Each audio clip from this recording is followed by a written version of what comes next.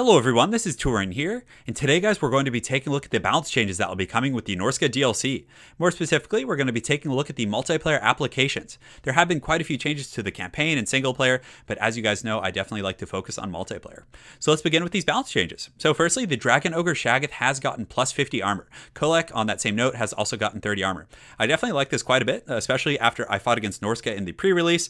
It was very tough. You had these Skin Wolves, and then you had the Marauder Javelins, both of which do very high anti-large DPS against low armor targets. So this is definitely going to help Chaos quite a bit against these type of threats. It's also going to help mitigate, traditional Quarreler and crossbow pressure on these Dragon Ogres, and you're going to need to bring a little bit more armor piercing. If I'm not mistaken, Kolek is rocking around 50 armor, so the plus 30 is going to put him up to 80, which is not bad at all. And also that 50 on the Dragon Ogre Shaggoths is definitely going to help them quite a bit for durability. So I like these changes for the Shaggoths quite a bit. Secondly, the Minotaurs of the Beastmen have been buffed. So their overall cost for standard Minotaurs has been reduced by 100. So Minotaurs with shields have also had their cost reduced by 100, and it would appear that the Minotaurs with great weapons have as well. I definitely think this is going to be nice. Minotaurs are, an extremely underutilized unit.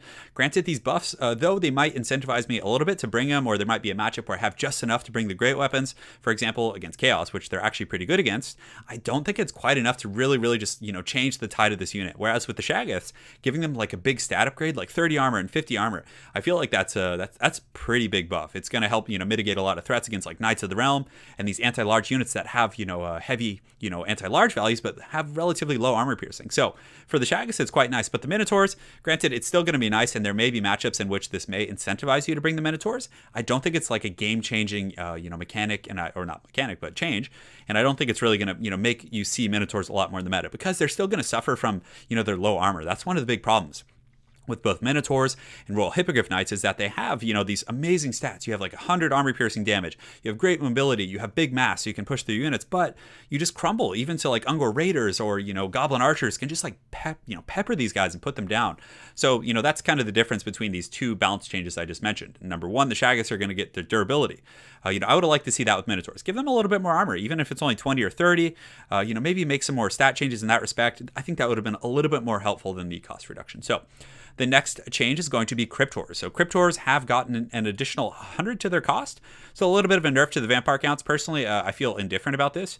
The vampire counts have a lot of good options for armor piercing, Cryptors being one of them. But they have Vargulfs against the Dwarfs. They have the Black Coach, our favorite armor piercing unit. Graveguard with Great Weapon are still a very viable option if you're looking for AP. Granted, Cryptors are very good because of the poison, and they've always been a very good tool against factions like the Empire, or, locking down a general of the Empire who comes in. They have the AP, and they have the poison to slow it down, which is very useful for the vampires. So, I don't think it's necessarily a good or a bad nerf. I'm just very indifferent towards that one. But still, the vampire counts are a very top-tier faction, but, the big change for the vampire counts, which we'll get into later, is the fact that they have added a cooldown to Zombie Summon, which is awesome.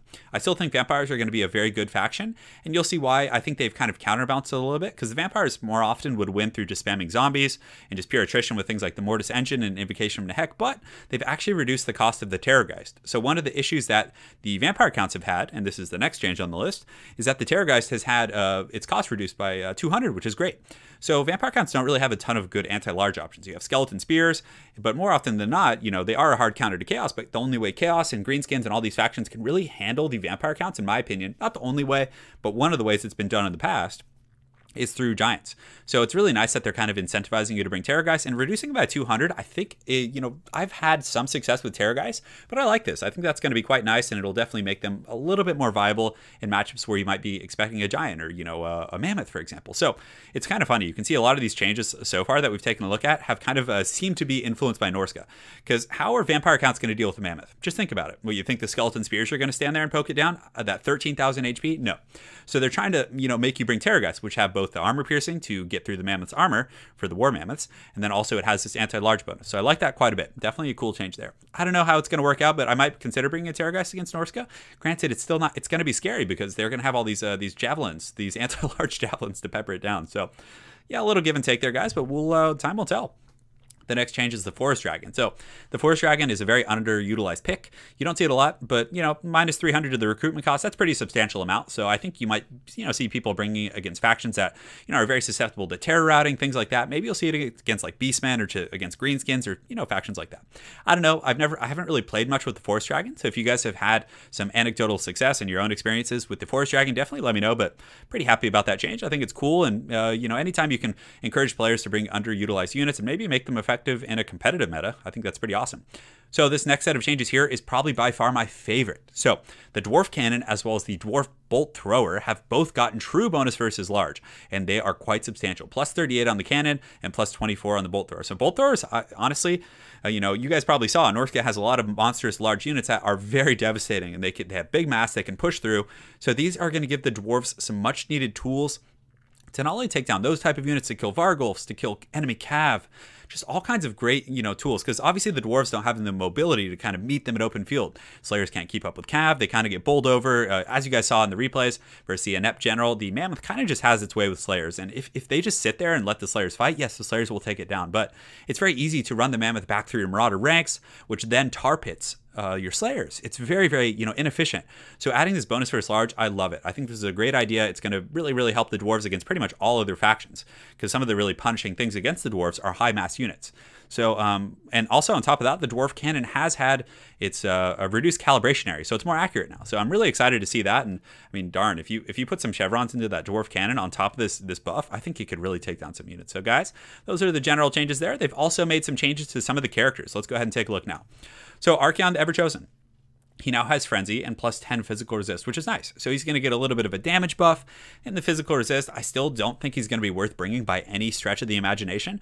You know, Kolek is a very good pick. Sigvald is really good against the high tier factions because he's durable and cheap and allows your army to go wider. Granted, if you do bring Archaon, good for you. It's still, he's going to, well, not good for you, but he's still going to have 10 physical resist and frenzy. So that's great. I mean, I'll experiment with him, but maybe against Norsca, because of his fire attacks and his ability to imbue fire damage, could be really game-changing against Norsca potentially. And then you wouldn't have to bring a Chaos Caster, so his increased cost would then be justified, perhaps. So cool, I'm happy about that. Sigvald has had plus 5 melee defense and plus 5 morale, which I like. You know, Chaos is definitely one of the weaker factions. You know, if not, I think the dwarves are the weakest if you were to ask me about a tier list. And Chaos would be right below them. So I think this is nice. You get Shaggoths who are getting more durability, hence they're going to, you know, provide more stopping power against the higher tier factions and their mobility. And on top of that, you're kind of giving Sigvald and Archaon and some of these leadership options a little bit more kind of a presence. But honestly, I think with these buffs, Sigvald is going to be very, very strong. They, well, he's already quite strong, but 5 melee defense, 5 morale, and they also increase his health by 4%, which isn't going to be bad. So he's going to get, you know, a little bit more of HP pool. So Grimgor has also had a buff. He gets a charge bonus and his health increased by 5%. It's nice. Definitely can't complain. The Prophetess has had its cost reduced by 150, and the Fey Enchantress has had her cost increased by 150. So the Fey Enchantress got hit with a ton of nerfs in this patch. So not only does she cost 150 more, but also on top of that, her, what's it called? The Mist of the Lady, one of the most absurdly powerful abilities for its cost in the game. It's basically a Mortis engine that lowers melee attack on an extremely fast, cheap lord. Now only applies when she's in melee combat. So she has to be in melee for this to work, which is great because that makes her vulnerable. It offers counterplay. She can't just troll and ride in circles, which I think is great. So I really, really like what they've done with the Fey Enchantress. You're going to be seeing more King Lewin. I don't know about Uncle Albert, but he might make an appearance. But still, you know, might incentivize you to bring a Prophet. You want that cheap healer, a Lord, get a Prophet. It costs 150 less. You're going to be able to get, you know, several more groups of troops. I like that quite a bit. So the next change is the Wyvern mount. So if you were looking at, for example, Azag or, you know, any Orc War boss who's going to be mounted, it's giving the Orcs a little bit more utility. They get the poison on those Wyverns. So as you guys would probably infer, this means the Spider Banner has also been removed from Azag. So yeah, I like this change. The Orc War boss obviously gets, you know, kind of beaten down a little bit from my anecdotal experience in a lot of situations. So giving him on that Wyvern option, that poison is definitely going to help him out a little bit and, you know, give him a little bit of punch against Norsca, which I'm quite excited for. The Regiment of Renown, well, this is a campaign change, but it is on the character list. The Regiment of Renown, 10 cooldown period after the Regiment of Renown has been killed or disbanded before they can be recruited again. So this is a campaign application. So again, I think it's cool. I'm going to be playing a Norsca campaign. But again, the point of this video is not really to focus on the campaign stuff. So next, guys, we're going to be taking a look at the abilities. So these are, spells and different abilities and items that have been changed for multiplayer, and I think, for obviously for single player as well. So Earthblood and upgraded Earthblood halved duration, so 7 to 14 seconds. So personally, I think one of the most kind of depressing mechanics for me in Total War Warhammer is when they really added Lore of Life. Granted, I like that. I think it's cool to have some healing, right? But, it kind of dictates the tier list. All of the top tier factions, the Vampire Counts, Bretonnia, Empire, they all have the ability to heal. And the other factions like Beastmen, and they're just at such a massive disadvantage. Healing is just such a strong mechanic. You can make massive blundering mistakes and then get away and come back because of a heal. I still think there should be healing. I definitely think it's pertinent to the fantasy universe. It's a cool aspect of fantasy RTS if you're looking at like Warcraft 3. The orcs had a shop, right? They could buy these healing salves. The humans had a healing scroll, but when contact was made with those units, the healing would dissipate. So there was counterplay. But I still like the fact that they nerfed the healing by half. That's very big, and reduced the casting cost to 6 and respectively to 11. So it has had its cost reduced by 2 and then by 3 respectively. Which is nice, but I really like that they reduced the duration. I think that's going to be really healthy for the metagame, and will definitely help some of these factions that are using, Lore of Fire and Lore of Death. Granted, Lore of Death is already very strong. But, Lore of Fire, for example, I mean, you can cast a Flaming Sword of Ruin, and if somebody retaliates with a simple Earthblood, when you take into account the melee defense and all the trading statistics, the healing is just going to be so much more powerful. So I really like that it's kind of leveling the playing field in that respect. Next, we do have Raised Dead. The Raised Dead has been nerfed. This is hallelujah. This is great. I'm happy about this. Raised Dead and upgraded Raised Dead have had a 19-second cooldown. I love the idea of Raised Dead on paper, right? The Vampire Counts and their heroic casters have the ability to summon zombies in the back line. It's very thematic and cool. They're raising the dead from the earth. The Warhammer universe is just basically a massive pile of corpses. So, thematically, it's kind of cool to see the Vampire Counts kind of utilizing that theme. But it was out of control. 2 or 3 seconds on a Vampire Count summon, it was absurd. I mean, you could literally have a group of Demogryph Knights, and I've done this, and pretty much everyone who's played Vampire Counts in multiplayer has been guilty of this, just spamming summon zombies on them. They're shut down the entire game for almost no investment. They didn't raise the cost, which I think is fine. 2 or 3 wins of magic for a group of, degenerating zombies, great. But I really, really like this change, guys. I think it's awesome. The Reikland Runefang, redesigned to be an AoE attack and leadership buff, which is cool. So you got Karl Franz at the front line. Although I don't know if they changed the timing or the duration or anything like that, but still, I don't think items like this are going to really, really ever be seen in a competitive light unless they're really, impactful immediately. Like they cause a fear spike, or it's Flash Bomb with Grombrindle, which has an immediate effect. It's very similar to the principle in Magic the Gathering. When you play a card, you want it to generate value right away. If it's a card that generates value on your next turn, or you have to wait until your opponent to have a chance to retaliate, it's not going to be as good or considered as competitive. So I think that principle still applies here, but I like the fact that the leadership buff is there. Maybe it's a big leadership buff, right? Karl Franz is in your front line with a bunch of swordsmen. You pop it, just give him 15, 20 leadership. That could change the tide of a frontline battle. So again, more time will tell, and we'll be taking a look here in the next day or two. So the Icon of Devotion, the leadership reduced to 12. I think that's great. Bretonnia was a very strong faction. They had a ton of tools. And this, look, 12 leadership's still great. I'm not going to complain. That's fine. Mist of the Lady. So they added an engaged in melee condition flag. So as you guys know, and I mentioned previously, or not previously, but earlier in the video, the Mist of the Lady now is, you're required to be in melee for that to apply. I still think the Fey Enchantress is going to be a good pick. She's very strong. The Mist of the Lady is good. The Chalice of Potions is quite strong. But I like that she feels more fair now. I definitely like this quite a bit. It's funny because I think you would have seen some more curve buffs in this patch had the Beastmen as a faction been much stronger. But it's funny. He's absurdly powerful and probably has some scaling issues. But, since Beastmen are so weak, he's kind of like their crutch that they lean on. Next, the Wrath of Manon. So this is Uncle Albert's ability with Bretonnia. Should deal more damage to targets as detonation forces have been adjusted. So that's cool. Nice little buff there. And, they're de-incentivizing you to bring the Fey Enchantress and perhaps encouraging you to try out Uncle Albert and King Lewin. Last but not least, the Cloak of Isha, which is Orion's ability. So Orion, it's his cloak that he wears, the Wood Elf Legendary Lord. And when he gets below a certain HP threshold, he then takes reduced damage by 44%. So they added a small healing effect to that, which is really cool. So perhaps when he drops below a certain healing threshold, he's then going to heal. So I think that's nice because in the competitive metagame, it's almost always optimal to bring a Glady. The Glady has a snare, it has healing, it has Arrow of Kurnus, it has mobility, it can dive enemy lords that are low, just so much utility. So anything to kind of incentivize these other lords like Mel Gibson, who isn't bad, are going to be really nice. It'll give you the healing and kind of more sustainability.